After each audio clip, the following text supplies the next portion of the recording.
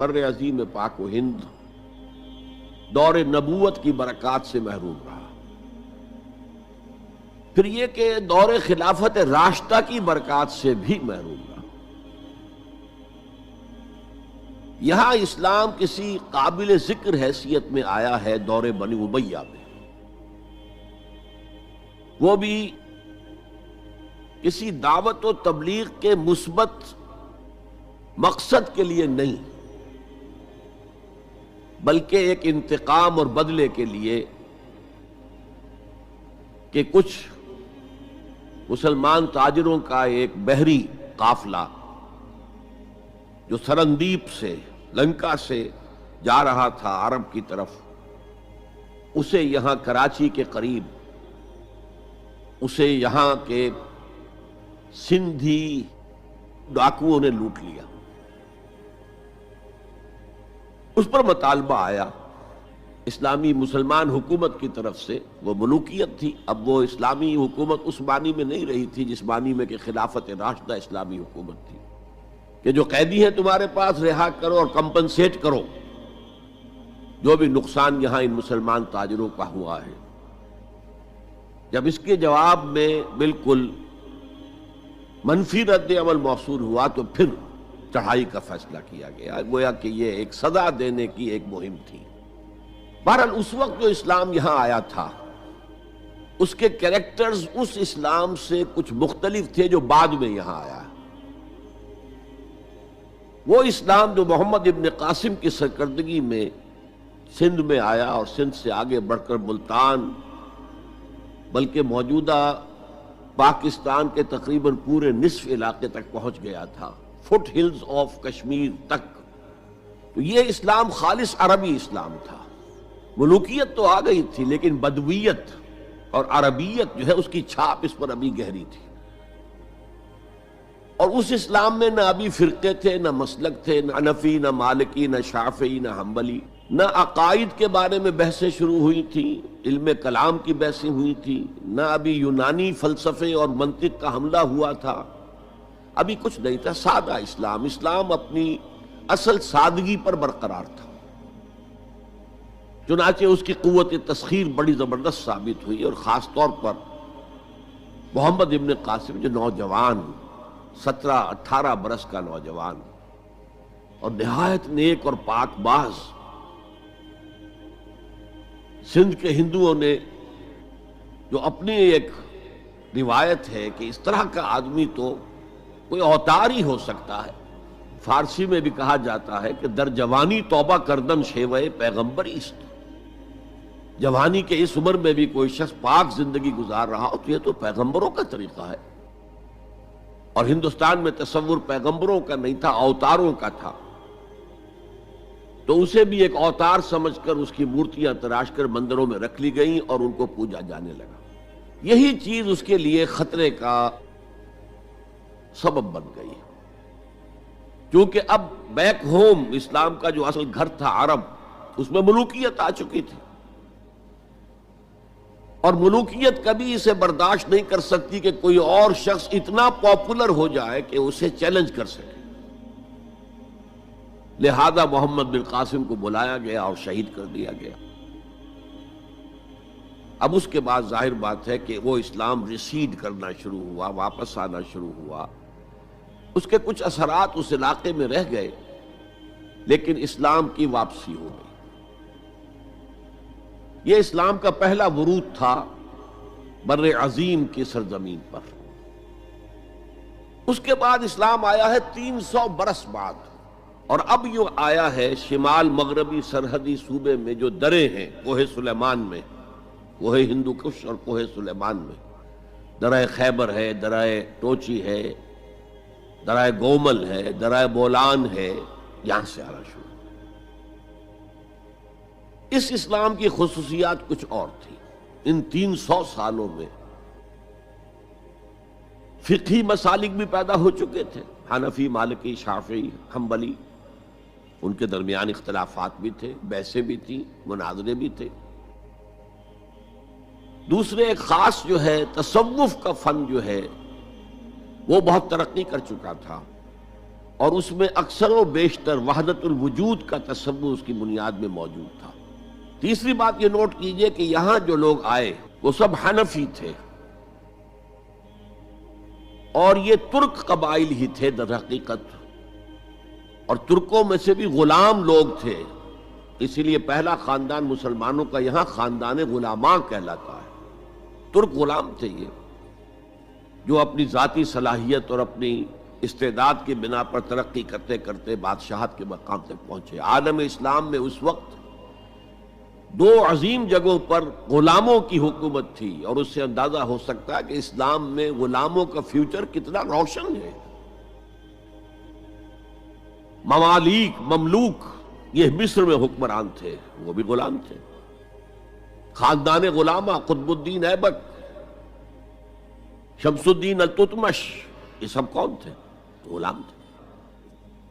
بہرحال اب جو اسلام آیا اس میں قیادت کی ایک تسلیس پیدا ہو چکی تھی، توحیدی شان نہیں رہی تھی۔ خلافت راشدہ میں قیادت توحیدی تھی، خلیفہ وقت ہی حاکم بھی تھے، خلیفہ وقت ہی مجتہد بھی تھے، عالم بھی تھے، اور وہی سب سے بڑے اللہ والے بھی تھے۔ لیکن اس کے بعد جو اسلام میں قیادت جو ہے مسلمانوں کی تین شاخوں میں بٹ گئی۔ سیاسی قیادت وہ تو قبائلی عصبیت کی بنیاد پر قائم ہو رہی ہے، تو سیاست تو ہو گئی طاقت کے بل پر، جس کی لاٹھی اس کی بھینس۔ اس کے بعد جو اس دینی قیادت تھی وہ دو حصوں میں منقسم ہو گئی، علمی قیادت علماء، مفسرین، فقہاء، محدثین، اور ایک ہو گئی صوفیاء کی قیادت۔ تو یہ تھی کیفیت جس میں کہ بر عظیم پاک و ہند میں اسلام وارد ہوا ہے پہلے ورود کے 300 برس بعد۔ اب اس کے 500 برس کے بعد یہاں ایک اور ایلیمنٹ آیا، اور وہ تھا شیعیت کا۔ آپ کو معلوم ہے کہ سن 1000 عیسوی میں پاکستان کا جو علاقہ اس وقت کا ہے یہ عالم اسلام میں داخل ہو چکا تھا۔ شہاب الدین غوری وغیرہ کی حکومت وہاں تک تو تھی، البتہ دہلی پر 1206 میں تخت دہلی جو ہے مسلمانوں کا 1206 میں شروع ہوا ہے۔ بہرحال اس کے بعد ہم کہہ سکتے ہیں کہ 300 برس بعد یہاں پر یہ شیعیت آئی ہے، داخل ہوئی ہے، ورنہ اس سے پہلے خالص سنی اسلام تھا اور خالص حنفی۔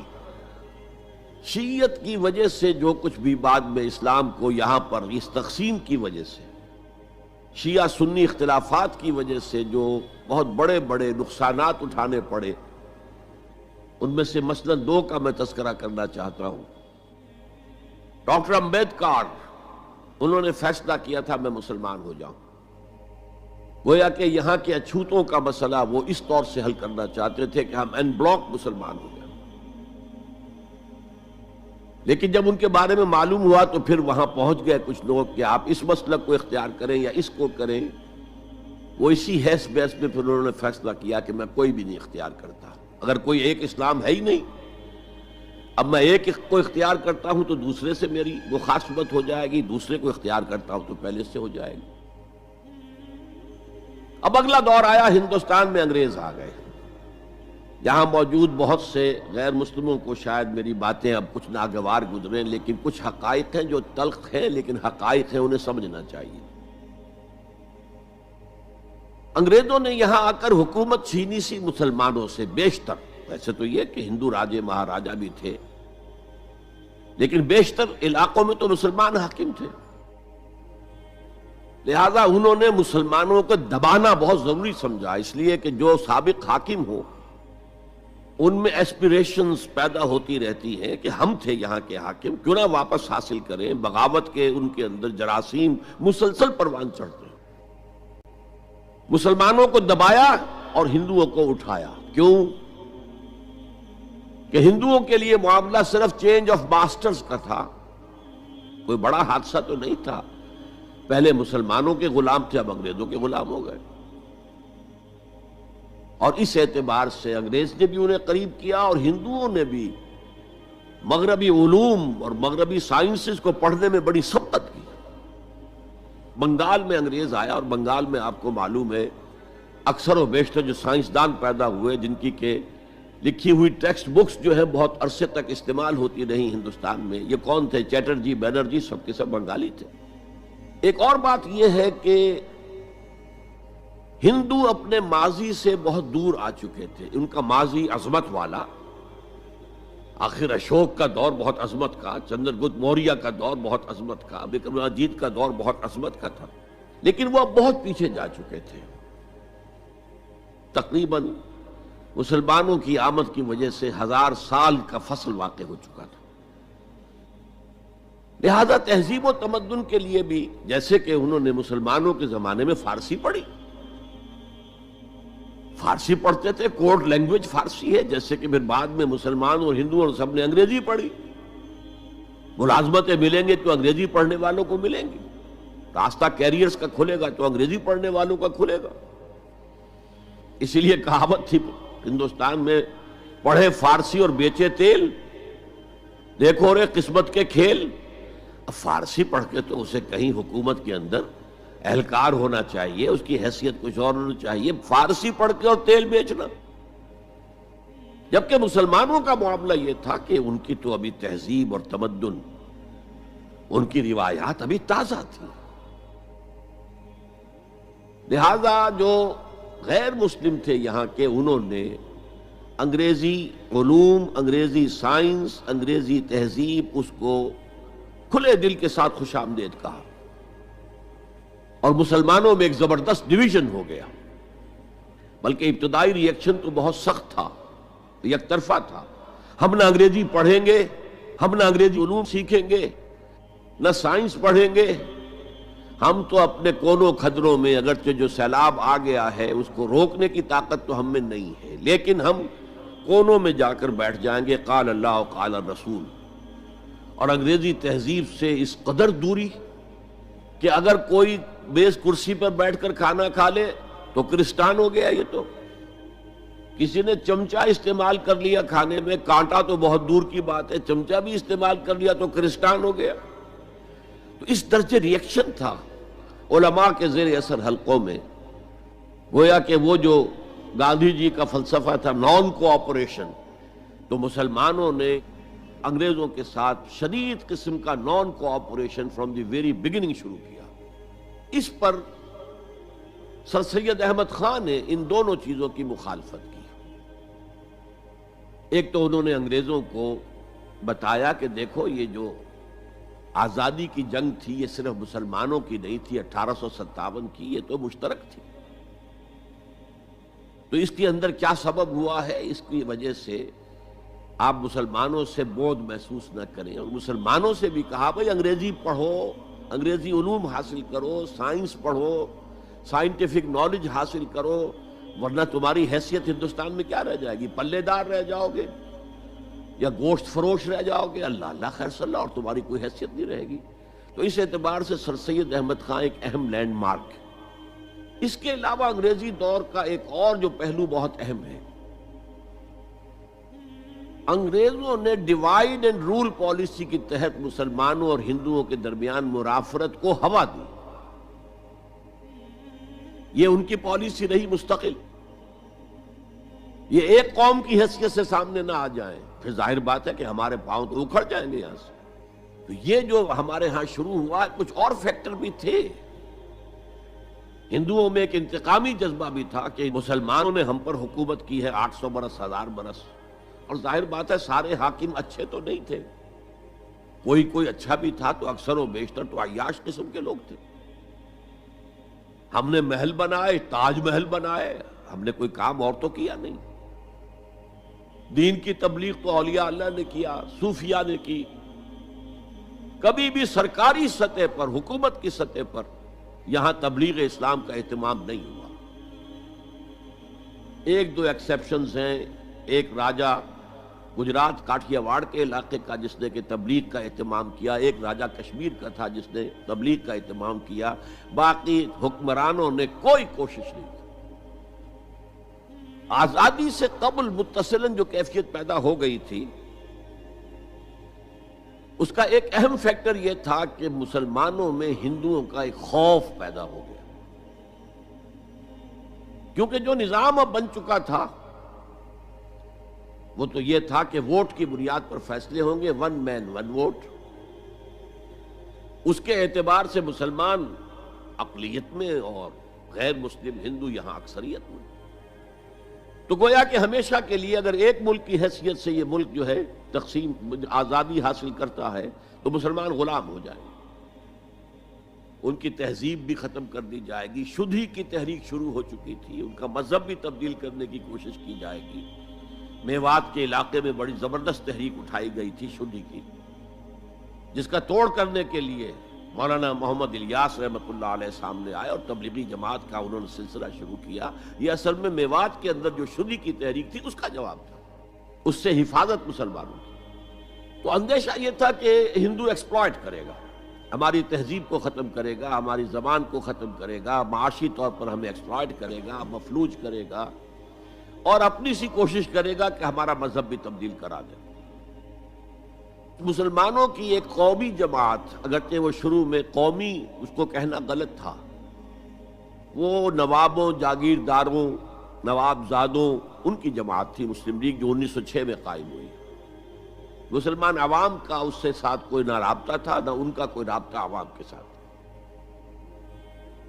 اس کی جو 1906 سے لے کر 1924 تک کی جد و جہد ہے، وہ ساری دفاعی جد و جہد تھی۔ ہمارے یہ حقوق ہونے چاہیے، ہمیں اس کی ایشورنس دی جانی چاہیے، ہمیں سیپریٹ الیکٹوریٹ دیا جائے، اور یہ کہ اس سے بھی آگے بڑھ کر ہمیں مرکز میں کچھ زیادہ حیثیت دی جائے تاکہ ہماری بھی کوئی حیثیت ہو، کوئی توازن پیدا ہو سکے۔ بس اسی پر ساری گفت و شنید تھی۔ اور اس کے ضمن میں محمد علی جناح جو ہیں وہ تو پروفٹ آف لو قرار دیے گئے تھے، اتحاد کا پیغام بر۔ وہ 1906 میں تھے، انڈیا میں موجود، مسلم لیگ میں شامل نہیں ہوئے تھے، کانگریس کے رکن تھے۔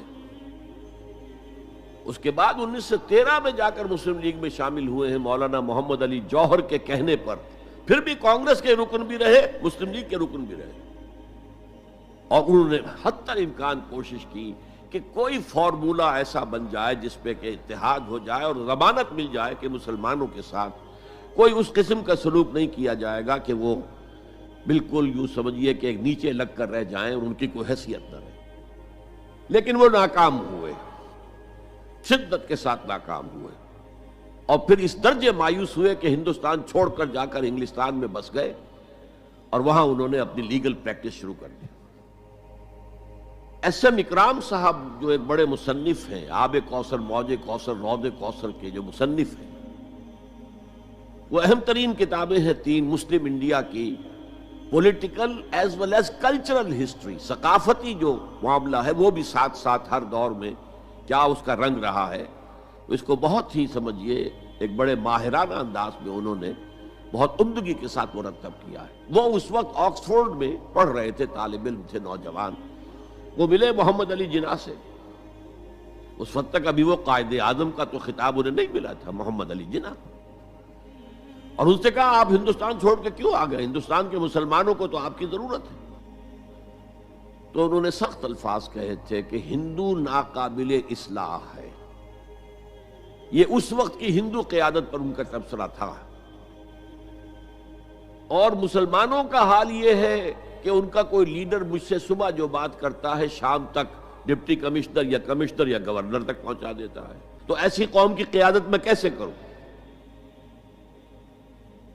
لیکن اصل میں ایک ٹرننگ فیکٹر آیا ہے، turning point in the history of Muslim league movement, and that was 1930۔ اس میں جو الہ آباد میں مسلم لیگ کا سیشن ہوا تھا، اس میں خطبہ صدارت دیا تھا علامہ اقبال نے۔ علامہ اقبال اس سے پہلے ہندوستان میں ایک سور پھونک چکے تھے کہ اب اسلام کی نشأت ثانیہ کا دور آنے والا ہے، اسلام جو ہے دوبارہ دنیا کے اندر برسر عروج آئے گا۔ ایک امید افزا صورتحال علامہ اقبال نے اپنی ملی شاعری سے پیدا کر دی تھی۔ کتاب ملت بیضا کی پھر شیرازہ بندی ہے، یہ شاخ ہاشمی کرنے کو ہے پھر برگو بر پیدا، سبق پھر پڑھ صداقت کا، شجاعت کا، عدالت کا، لیا جائے گا تجھ سے کام دنیا کی امامت کا۔ نوا پیرا ہو اے بلبل کہ ہو تیرے ترنم سے، کبوتر کے تنے نازک میں شاہی کا جگر پیدا۔ اور ویسٹرن سویلائزیشن کو انہوں نے چیلنج کیا تھا، دیار مغرب کے رہنے والوں خدا کی بستی دکان نہیں ہے، کھرا جسے تم سمجھ رہے ہو وہ اب ذرے کم عیار ہوگا، تمہاری تہذیب اپنے خنجر سے آپ ہی خودکشی کرے گی، جو شاخ نازک پہ آشیانہ بنے گا ناپائیدار ہوگا۔ کہ یہاں فرسٹ ورلڈ وار کے بعد جو عالم اسلام کی کیفیت ہوئی تھی اس پر کس قدر یاس انگیز، نا امیدی سے بھرا ہوا مرثیہ مولانا حالی نے لکھا تھا۔ قوم کی زبان اس وقت وہ تھی، قومی شاعر۔ قومی شاعر جو ہے قوم کی زبان ہوتا ہے۔ پستی کا کوئی حد سے گزر نہ دیکھے، اسلام کا گر کر نہ ابھر نہ دیکھے، مانے نہ کبھی مد ہے ہر جزر کے بعد دریا کا ہمارے جو اتر نہ دیکھے۔ اور آخر میں جو مناجات بحضور سرور کونین صلی اللہ علیہ وسلم، اے خاصہ خاصان رسول وقت دعا ہے، امت پہ تیری آ کے عجب وقت پڑا ہے، وہ دین جو بڑی شان سے نکلا تھا وطن سے پردیس میں وہ آج غریب الغربا ہے۔ اسی قسم کے مرثیے علامہ شبلی نے کہے، مولانا حمید الدین فراہی نے کہے، لیکن اقبال پہلا شاعر ہے جس نے کچھ مرثیے بھی کہے ہیں۔ جب انگلینڈ جاتے ہوئے وہ گزر رہے تھے سسلی، جزیرہ سسلی کے پاس سے جہاز گزر رہا تھا، تو دل میں ہوک اٹھی ہے، کبھی یہ مسلمان جہاز رانوں کا مرکز ہوتا تھا، بیس ہوتا تھا، رولے اب دل کھول کر اے دیدہ خونابہ بار، وہ نظر آتا ہے تہذیب حجازی کا مزار، تھا یہاں ہنگامہ ان صحرا نشینوں کا کبھی، بحر بازی گاہ تھا جن کے سفینوں کا کبھی۔ کہا ہے مرثیہ بھی کہا، اقبال کے ہاں مرثیہ ہے، لیکن ساتھ ہی ایک امید افزا پیغام کہ اب دوبارہ نکل کے صحرا سے جس نے روما کی سلطنت کو الٹ دیا تھا، سنا ہے یہ قدسیوں سے میں نے، وہ شیر پھر ہوشیار ہوگا۔ یہ جو عوامی ایک فضا ان کی شاعری سے پیدا ہو چکی تھی، ملی شاعری سے، انہوں نے 1930 میں آ کر مسلم لیگ کی موومنٹ میں اس کا انجیکشن لگا دیا۔ اسی طرح چلتی ہوئی ایک تحریک تھی، 1906 سے آئی تھی، 24 برس ہو چکے تھے 1930 تک، اب اس میں ایک انجیکشن لگا دیا گیا، احیاء اسلام۔ اس خطبے میں علامہ نے ایک طرف مسلم قومیت کو بہت مستحکم کیا دلائل کے ساتھ، عمرانی دلائل، پولیٹیکل سائنس کے جو مستحکم اصول ہیں ان کی بنیاد پر کہ مسلمان ایک علیحدہ قوم ہے، اور نمبر 2 انہوں نے کہا، اور یہ ایک پروفیسی تھی، ایک طرح کی مستقبل کے بارے میں ایک پیشن گوئی تھی، تجویز نہیں تھی۔ پارٹیشن آف انڈیا کی تجویز تو بہت بعد میں آئی ہے، 1940 میں، یہ 1930 کی بات میں کر رہا ہوں۔ تو انہوں نے کہا تھا مجھے یقین ہے کہ یہ ڈیسٹنی ہے، تقدیر مبرم ہے کہ ہندوستان کے شمال مغرب میں، شمال مشرق کا انہیں اس وقت احساس نہیں ہوا تھا، ایسٹ پاکستان کا جو اب بنگلہ دیش ہے ادھر ان کی نگاہ نہیں گئی تھی، ہندوستان کے شمال مغرب کے اندر ایک آزاد مسلمان ریاست قائم ہوگی، اور اگر ایسا ہو گیا تو ہمیں موقع مل جائے گا کہ دور ملوکیت میں، جس کے لیے لفظ بڑا ثقیل استعمال کیا انہوں نے، عرب امپیریلزم، یہ بنو امیہ بنو عباس یہ عرب امپیریلسٹ تھے، یہ عرب قوم کا امپیریلزم تھا، ان کی حکومت اسلام کی عکاسی کرنے والی نہیں تھی، اسلام کی عکاسی کرنے والی تو خلافت راشدہ تھی، ابو بکر تھے، عمر تھے، عثمان تھے، علی تھے رضی اللہ تعالی عنہ۔ تو دور ملوکیت میں یا دور عرب امپیریلزم میں جو داغ دھبے آ گئے ہیں اسلام کے چہرے پر، انہیں صاف کر کے اور صحیح اسلام کی ایک شکل دنیا کو دکھائیں،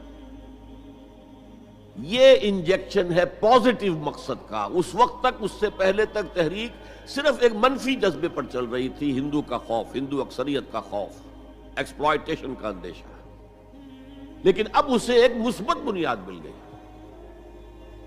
1932 میں قائد اعظم گئے انگلستان، لندن، گول میز کانفرنس میں، جناح صاحب اس میں شریک نہیں تھے، اس لیے کہ وہ تو ویسے سیاست کا میدان چھوڑ چکے تھے۔ اس موقع پر پھر علامہ اقبال نے ملاقاتیں کی ہیں جناح صاحب سے، اور وہی انجیکشن ان کو بھی لگایا اور انہیں پھر آمادہ کیا کہ آئیں واپس ہندوستان، اور اس انجیکشن کے حوالے سے مسلمانوں نے ہند کو منظم کرے اور جمع کرے۔ تو یہ پھر تحریک پاکستان جو ہے، چونکہ مسلمانوں کے جذبات کے ساتھ اس کی ہم آہنگی، معجزہ ہو گیا کہ مسلم مائنورٹی کے پروونسز نے کس طریقے سے یکجا اور یکسو ہو کر اس موومنٹ کو سپورٹ کیا، حالانکہ انہیں معلوم ہے کہ کسی بھی حساب سے ان کے تو پاکستان میں شامل ہونے کا کوئی امکان تھا ہی نہیں، بلکہ تحریک مسلم لیگ اصل میں مائنورٹی پروونسز کی تحریک تھی۔ جو صوبے بعد میں پاکستان میں شامل ہوئے ہیں ان میں سرحد میں تو کانگریس کی حکومت تھی ٹل دی لاسٹ ڈیٹ، پنجاب میں یونینسٹ حکومت تھی ٹل دی لاسٹ ڈیٹ، صرف ایک سندھ تھا مغربی پاکستان میں کہ جو وہاں مسلم لیگ کی حکومت تھی۔ ہاں، بنگال میں مسلم لیگ کی حکومت تھی، اور بنگال ہی مولد ہے جہاں ولادت ہوئی ہے 1906 میں مسلم لیگ کی، اور طویل ترین عرصے تک مسلم لیگ کی حکومت وہاں رہی۔ اب بھی وہاں پر تحریکیں چلتی رہتی ہیں اینٹی پاکستان، 2 مرتبہ پاکستان نے ایئر فورس بھی استعمال کی۔